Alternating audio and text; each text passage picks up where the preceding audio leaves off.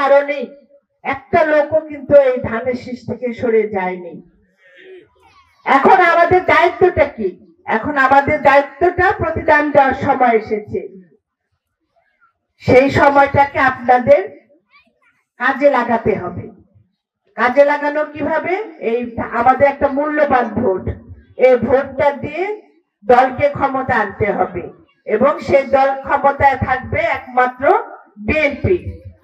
কারণ বিএনপি জনগণের দল, বিএনপি জনগণের কথা চিন্তা করে, জনগণের উন্নয়নের কথা চিন্তা করে। যে উদাহরণ আপনি বিগত সময় দেখেছেন, রাষ্ট্রপতি জিয়াউর রহমান যেভাবে দেশকে গড়েছেন, যেভাবে আমাদের দেশনেত্রী বেগম খালেদা জিয়া দেশের জন্য কাজ করেছেন, আপোষহীন ভাবে কাজ করে গিয়েছেন, ঠিক তারই ধারাবাহিকতা জনাব তারেক রহমান বাংলাদেশে 18 কোটি মানুষের জন্য কাজ করে যাচ্ছেন। সে কাজের একটা প্রমাণ 31 দফা। 31 দফা আপনারা দেখেছেন প্রত্যেকটা সেক্টরে কিভাবে উন্নয়ন করা যায় সেই দিকে উনি কাজ করে যাচ্ছেন। এই সমস্ত কাজগুলি কিন্তু মানুষের জন্য, বাংলাদেশের 18 কোটি মানুষের জন্য। এখন আমাদের মনে রাখতে হবে, আমাদের জন্য যে কাজ করে যাচ্ছেন তার জন্য আমাদের কাজ করতে হবে।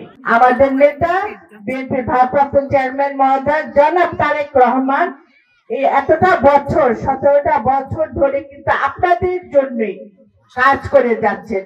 দেশে 18 কোটি মানুষের সুখের জন্য কাজ করে যাচ্ছেন, তাদের কথা বলার অধিকার ফিরিয়ে দেওয়ার জন্য কাজ করছেন। আমাদের নিজেদের ভিতরে দ্বিধাদ্বন্দ্ব থাকতে পারে, কিন্তু আজকে দেশের স্বার্থে, দলের স্বার্থে, নিজের সন্তানদের জন্য আমাদের ঐক্যবদ্ধ হয়ে এই ধানের শীষের জন্য কাজ করে যেতে হবে। মানিকগঞ্জে মানুষের কাছে ধানের শীষের বিকল্প কি কিছু আছে?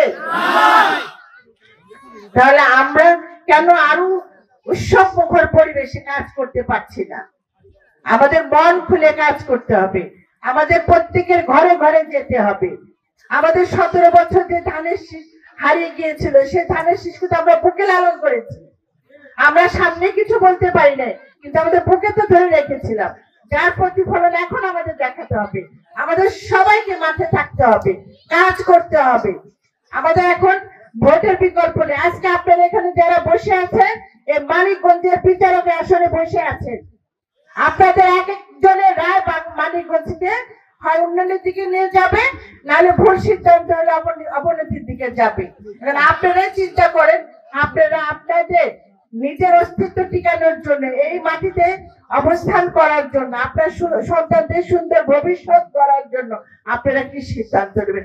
এখন আমাদের মনে রাখতে হবে, আমাদের জন্য যে কাজ করে যাচ্ছেন তার জন্য আমাদের কাজ করতে হবে। আমাদের নিজেদের ভিতরে দ্বিধাদ্বন্দ্ব থাকতে পারে, কিন্তু আজকে দেশের স্বার্থে, দলের স্বার্থে, নিজের সন্তানদের জন্য আমাদের ঐক্যবদ্ধ হয়ে এই ধানের শীষের জন্য কাজ করে যেতে হবে।